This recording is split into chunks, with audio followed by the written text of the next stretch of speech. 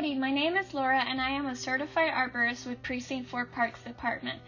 Today I will be walking you through 3 quick and easy tree planting steps. Before we get started, make sure you have inspected your planting site for any above or below ground utilities, or even hardscape structures that can get in the way, like buildings or street signs.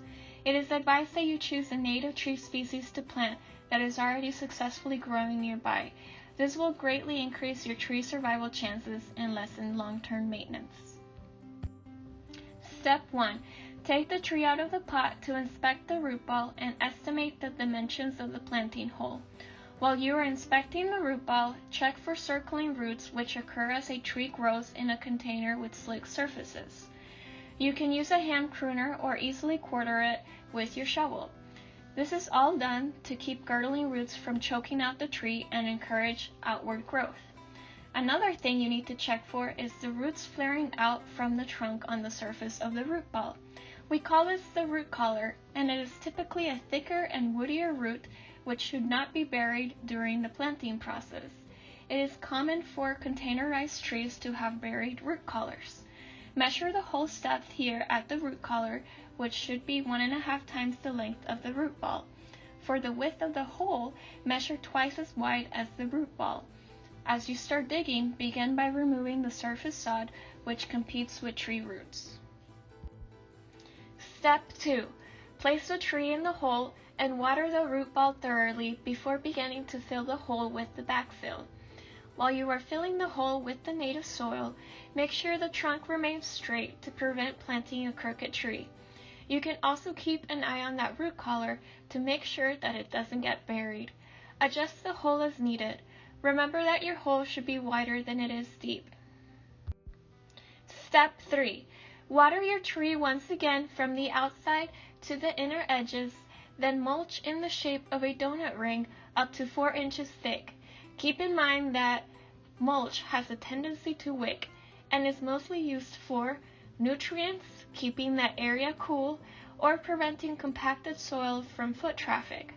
Be cognizant of the root collar while you are mulching, as piling mulch up against the trunk will attract decay and critters. In regards to staking, you should only do so if necessary. Use at least 2 to 3 staking poles and make sure that tie materials are non-metals that prevent girdling and allow the tree to move freely for proper trunk girth development. Staking should be monitored and adjusted as needed. It is advised to remove them after 1 year. Another consideration is tree protection, especially if you have concerns about wildlife damage like deer rubbing up against the trunk, weed eater damage, or vandalism. You can use plastic mesh that wraps directly around the trunk or stake down a surrounding chicken wire cage.